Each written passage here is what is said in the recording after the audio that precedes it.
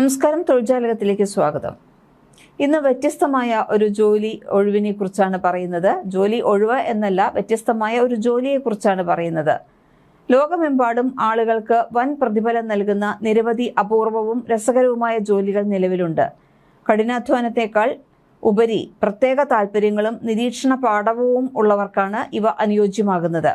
അത്തരമൊരു ജോലിയാണ് ഇന്ന് പറയുന്നത്.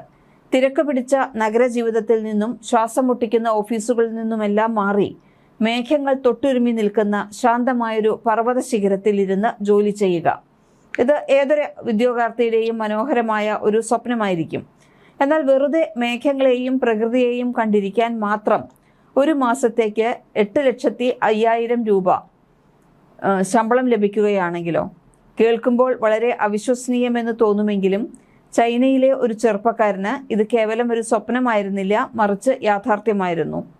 ക്ലൗഡ്സ്കേപ്പ് ഒബ്സർവർ, മേഘങ്ങളെ നിരീക്ഷിക്കുന്നയാൾ എന്ന അപൂർവ ജോലിക്ക് 23-കാരനായ ലീ സിച്ചൻ എന്ന വ്ലോഗർക്ക് ഒരു മാസത്തേക്ക് 8.5 ലക്ഷം രൂപ ശമ്പളം ലഭിച്ചിരിക്കുകയാണ്. മേഘങ്ങളുടെയും പ്രകൃതിയുടെയും ദൃശ്യങ്ങൾ പകർത്തി സമൂഹ മാധ്യമങ്ങളിൽ പങ്കുവയ്ക്കലായിരുന്നു ഈ സ്വപ്നതുല്യമായ ജോലി. ചൈനയിലെ ലാവോജിൻ പർവ്വതനിരകൾക്ക് മീതെയുള്ള മേഘക്കൂട്ടങ്ങൾ കാരണം ഈ സ്ഥലം ദേവലോകം എന്നാണ് അറിയപ്പെടുന്നത്. ചൈനയിലെ ഹെനാൻ പ്രവിശ്യയിലുള്ള പ്രശസ്തമായ ലാവോജിൻ പർവ്വത ടൂറിസം അധികൃതരാണ് കഴിഞ്ഞ ജൂലൈയിൽ അപൂർവമായ തൊഴിലവസരം പ്രഖ്യാപിച്ചത്. ക്ലൗഡ്സ്കേപ്പ് ഒബ്സർവർ എന്നായിരുന്നു തസ്തികയുടെ പേര്. ജൂലൈ 16 മുതൽ ഓഗസ്റ്റ് 15 വരെയുള്ള ഒരു മാസക്കാലത്തേക്ക് പർവ്വത മുകളിൽ താമസിച്ച് മാറിക്കൊണ്ടിരിക്കുന്ന മേഘങ്ങളുടെയും പ്രകൃതി ദൃശ്യങ്ങളുടെയും ദൃശ്യങ്ങൾ പകർത്തുകയും ദിവസവും സമൂഹ മാധ്യമത്തിലൂടെ പങ്കുവയ്ക്കുകയും ചെയ്യണം എന്നതായിരുന്നു ജോലി. സൗജന്യ താമസ സൗകര്യവും വൻതുക ശമ്പളവും വാഗ്ദാനം ചെയ്ത ഈ ജോലി ചൈനയിൽ വൻ തരംഗമായി മാറിയിരുന്നു.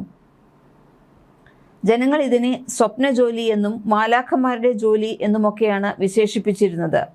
പ്രഖ്യാപനം വന്ന് ഒരാഴ്ചയ്ക്കുള്ളിൽ 3500-ലധികം ആളുകളാണ് ഈ ഒറ്റ തസ്തികയിലേക്ക് അപേക്ഷിച്ചത്. നിർദ്ദിഷ്ട ഹാഷ്ടാഗുകളോടെ അപേക്ഷകർ സമർപ്പിച്ച വീഡിയോകളുടെ നിലവാരവും ജനപ്രീതിയും കണക്കിലെടുത്താണ് വിനോദസഞ്ചാര കേന്ദ്ര അധികൃതർ വിജയിയെ തെരഞ്ഞെടുത്തത്. പ്രൊഫഷണൽ ഫോട്ടോഗ്രാഫർമാരെയെല്ലാം പിന്നിലാക്കി 23 വയസ്സുകാരനായ വ്ലോഗർ ലീ സിച്ചൻ ലാവോജിൻ പർവ്വതത്തിന്റെ നമ്പർ 001 ക്ലൗഡ്സ്കേപ്പ് ഒബ്സർവറായി തെരഞ്ഞെടുക്കപ്പെട്ടു. ഇ-കോമേഴ്സ് ബിരുദധാരിയായ ലീയുടെ ക്രിയേറ്റീവ് വീഡിയോകൾ അധികൃതരെയും കാണികളെയും ഒരുപോലെ ആകർഷിച്ചിരുന്നു. മേഘങ്ങളെ നോക്കിയിരുന്ന് പണം സമ്പാദിക്കുന്നത് വളരെ ലളിതമാണെന്ന് തോന്നാമെങ്കിലും കാര്യങ്ങൾ അത്രയൊന്നും എളുപ്പമായിരുന്നില്ല എന്നാണ് ലീ പറയുന്നത്. പുലർച്ചെ 5 മണിക്ക് എഴുന്നേറ്റ് സൂര്യോദയത്തിന് മുൻപേ ചിത്രീകരണം ആരംഭിക്കുന്ന ലീയുടെ പ്രവൃത്തി ദിനം സൂര്യാസ്തമയത്തിനു ശേഷവും നീണ്ടുനിന്നു. പർവ്വതത്തിലെ വ്യത്യസ്ത കോണുകളിൽ നിന്നും വിവിധ സമയങ്ങളിലുമുള്ള മേഘങ്ങൾ, മൂടൽമഞ്ഞ്, രാത്രിയിലെ ലൈറ്റ് ഷോകൾ എന്നിവയെല്ലാം അദ്ദേഹം പകർത്തി. ഈ ജോലിക്കിടെ ഡ്രോൺ പറത്തുന്നതിലും കളർ ഗ്രേഡിംഗിലും വീഡിയോ എഡിറ്റിംഗിലും പുതിയ സാങ്കേതിക കഴിവുകൾ വളർത്താൻ ലീക്ക് സാധിച്ചിട്ടുണ്ട്. എങ്കിലും പ്രകൃതിയുടെ അപ്രതീക്ഷിത മാറ്റങ്ങൾ പലപ്പോഴും വില്ലനായിട്ടുമുണ്ട്. മേഘങ്ങളുടെ കടൽ ക്യാമറയിൽ പകർത്തുവാൻ മണിക്കൂറുകളോളം കാത്തിരുന്നിട്ടും പ്രതികൂല കാലാവസ്ഥ കാരണം ദൃശ്യങ്ങൾ ലഭിക്കാതെ വരുമ്പോൾ ഉണ്ടാകുന്ന മാനസിക സമ്മർദ്ദം വേദനാജനകമായിരുന്നു എന്ന് ലീ ഓർക്കുന്നു. തന്റെ വീഡിയോകൾ പ്രേക്ഷകർക്ക് ഇഷ്ടപ്പെടുമോ എന്ന ചിന്തയും ലീയെ എപ്പോഴും സമ്മർദ്ദത്തിലാക്കിയിരുന്നു.